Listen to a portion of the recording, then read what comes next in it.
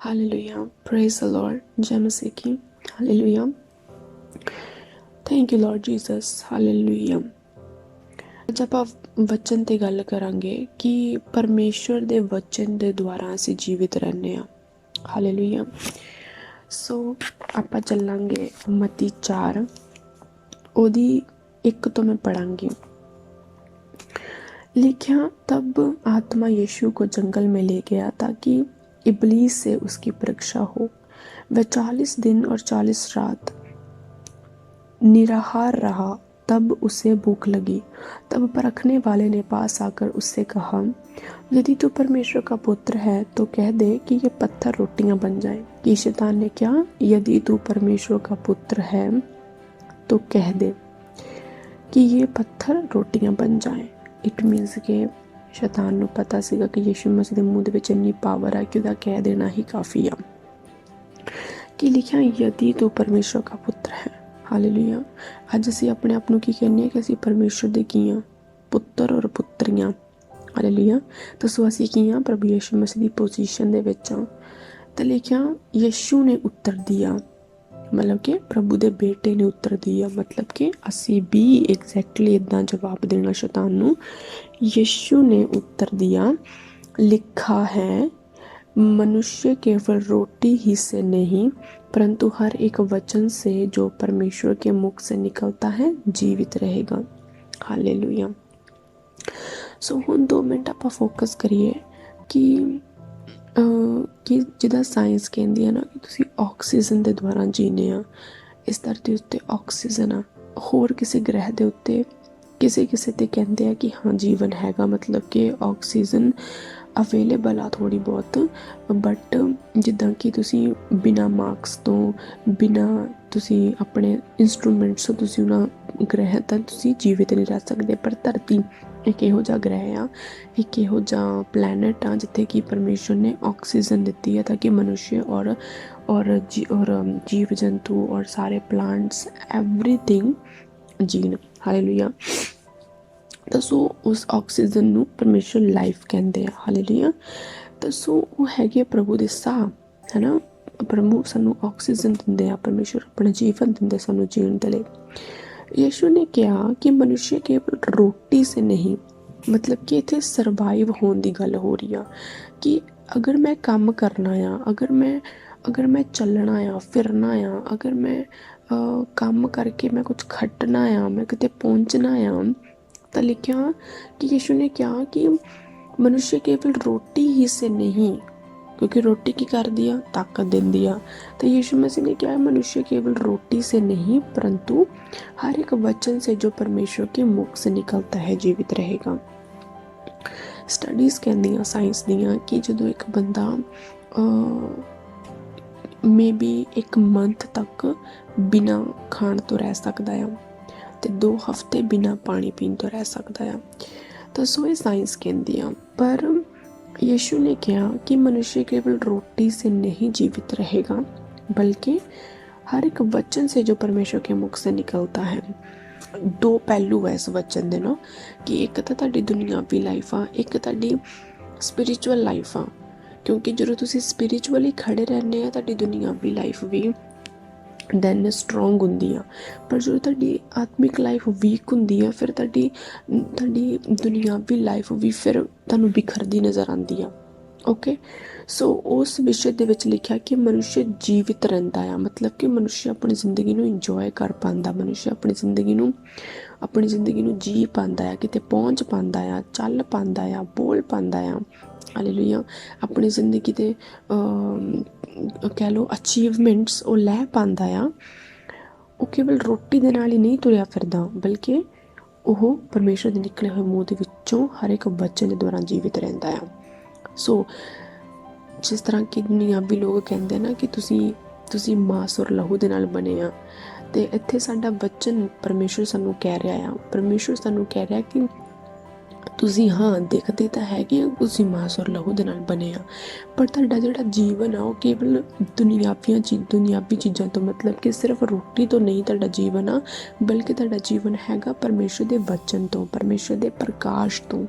Hallelujah. ਬਹੁਤ ਸਾਰੇ ਲੋਕ ਆ ਜਿਹੜੇ ਬਾਈਬਲ ਪੜ੍ਹਦੇ ਆ, ਪਰ ਕੇਵਲ ਬਾਈਬਲ ਪੜ੍ਹਨਾ ਹੀ ਨਹੀਂ ਬਲਕਿ ਬਾਈਬਲ ਨੂੰ ਸਮਝਣਾ ਜ਼ਰੂਰੀ ਆ। ਹਾਲੇਲੂਇਆ। ਕਿਉਂਕਿ ਸਾਇੰਟਿਸਟ ਵੀ ਬਾਈਬਲ ਪੜ੍ਹਦੇ ਆ। ਬਹੁਤ ਸਾਰੇ ਲੋਕ ਆ ਜਿਹੜੇ ਬਾਈਬਲ ਪੜ੍ਹਦੇ ਆ ਪਰ ਸਮਝਦੇ ਨਹੀਂ ਆ। ਕਿਉਂ? ਕਿਉਂਕਿ ਉਹਨਾਂ ਨੂੰ ਪ੍ਰਕਾਸ਼ ਨਹੀਂ ਆ। ਪਰਮੇਸ਼ਰ ਨੇ ਉਹਨਾਂ ਦੀਆਂ ਅੱਖਾਂ ਨਹੀਂ ਖੋਲ੍ਹੀਆਂ।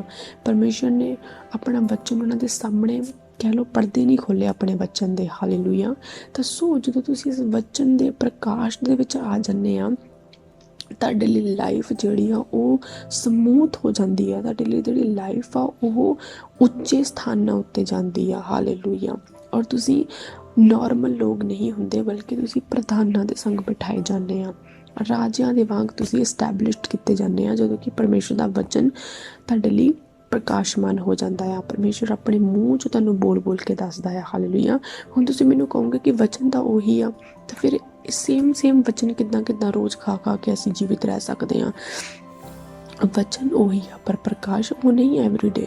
बाइबल कहती है कि हर दिन मैं तुझे एक नए अनुग्रह से मिलता हूँ। मतलब कि भावें तू वचन 10-15 वारी पढ़िया होवे पर हर दिन तैनूं मैं एक नए प्रकाश दे नाल मिलूँगा। ਉਹ नया प्रकाश कित्थों आउंदा? परमेश्वर ਦੇ ਮੂੰਹ ਦੇ ਵਿੱਚੋਂ। ਤਾਂ ਸੋ ਪਰਮੇਸ਼ਰ ਬੋਲ ਕੇ ਤੁਹਾਨੂੰ ਸਮਝਾਉਂਦਾ ਆ। ਤਾਂ ਉਹਦਾ ਜਿਹੜਾ ਬੋਲਣਾ ਆ ਉਹ ਸਾਡੀ ਰੋਜ਼ ਦੀ ਰੋਟੀ ਆ। ਜਿਸ ਤਰ੍ਹਾਂ ਯਿਸੂ ਮਸੀਹ ਨੇ ਕਿਹਾ ਹੈ ਸਾਡੇ ਬਾਪ ਸਾਡੇ ਰੋਜ਼ ਰੋਟੀ ਆਸਨ ਦੇ। ਉਹ ਕੀ ਕਹਿ ਰਿਹਾ ਸੀਗਾ? ਉਹ ਵਚਨ ਦੀ ਗੱਲ ਕਰ ਰਿਹਾ ਸੀ ਕਿ ਮੈਨੂੰ ਰੋਜ਼ ਆਪਣੇ ਵਚਨ ਦੇ ਵਿੱਚ ਲੈ ਕੇ ਜਾ, ਰੋਜ਼ ਇੱਕ ਨया ਭੇਦ ਦੱਸ ਮੈਨੂੰ। ਹਾਲੇਲੂਇਆ।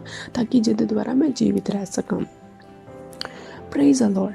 ਤਾਂ ਸੋ ਯਿਸੂ ਮਸੀਹ ਨੇ ਇੱਥੇ ਪ੍ਰਕਾਸ਼ ਦੇ ਵਿਸ਼ੇ ਦੇ ਵਿੱਚ ਗੱਲ ਕੀਤੀ ਹੈ ਕਿ ਮਨੁੱਖ ਕੇਵਲ ਰੋਟੀ ਦੇ ਹੀ ਦੇ ਦੁਆਰਾ ਨਹੀਂ ਬਲਕਿ ਪਰਮੇਸ਼ਰ ਦੇ ਮੂੰਹ ਦੇ ਵਿੱਚੋਂ ਨਿਕਲੇ ਹੋਏ ਹਰ ਇੱਕ ਵਚਨ, ਹਰ ਇੱਕ ਪ੍ਰਕਾਸ਼ ਦੇ ਵਿੱਚ ਨਿਕਲੇ ਹੋਏ ਦੇ ਨਾਲ ਜੀਵਿਤ ਰਹੇਗਾ।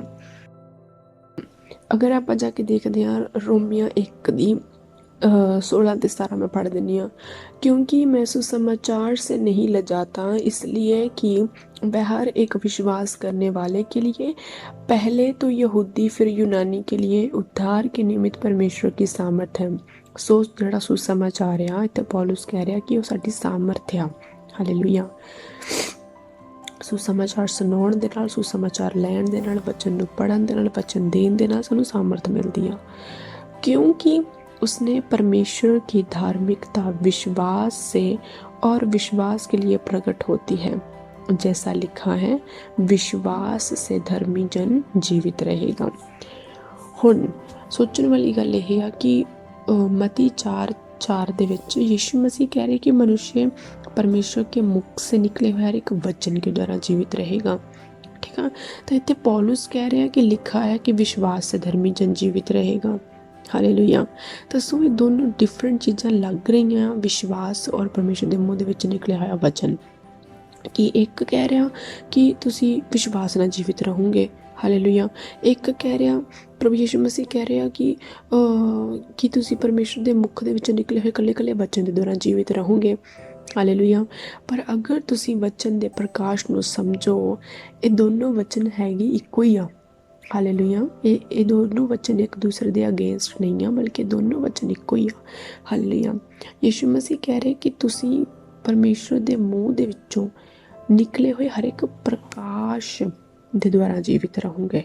हालेलुया। एवरीडे तुहानूं नई ऑक्सीजन मतलब कि नया प्रभु का वचन मिलेगा। तो रोमिया दे विच पौलुस कह रहा कि विश्वास से धर्मी जन जीवित रहेगा।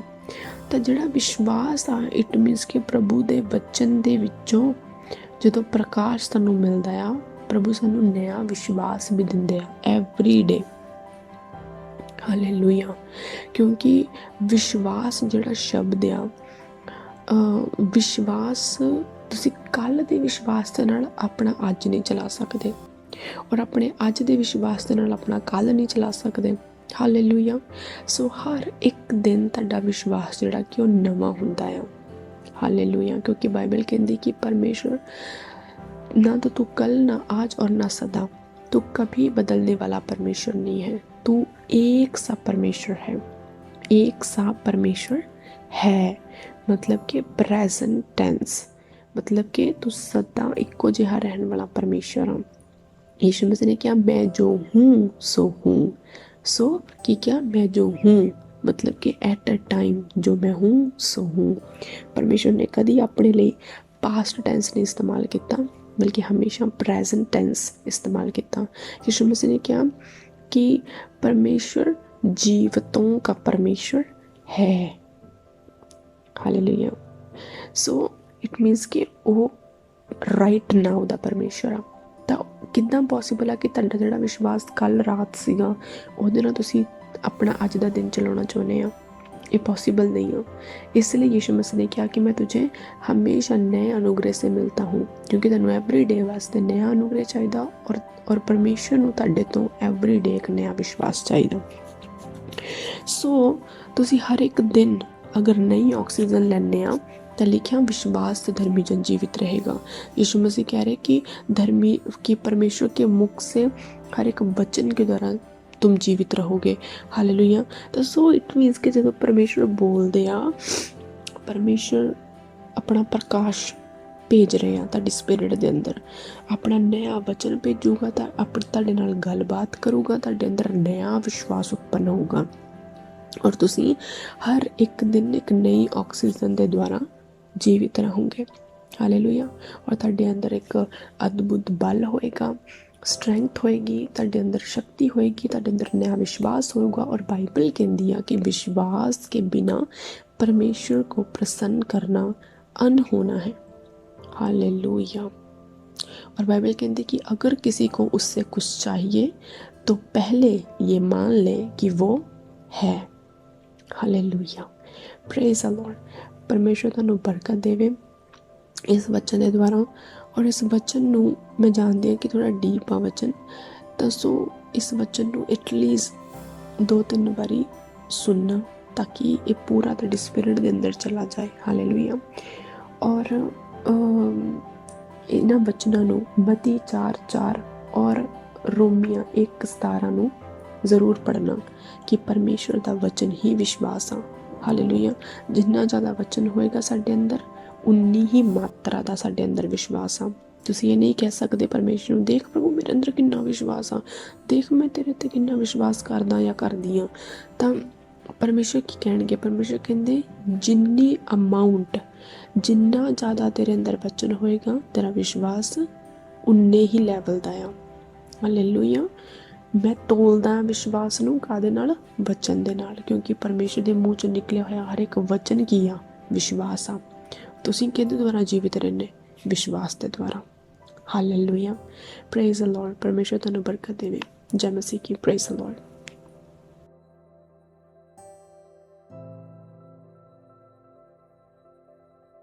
God bless you all. आप सेम नहीं है जितने लोग आज पहली बार मुझे देख रहे हैं अपने हाथों को उठाकर।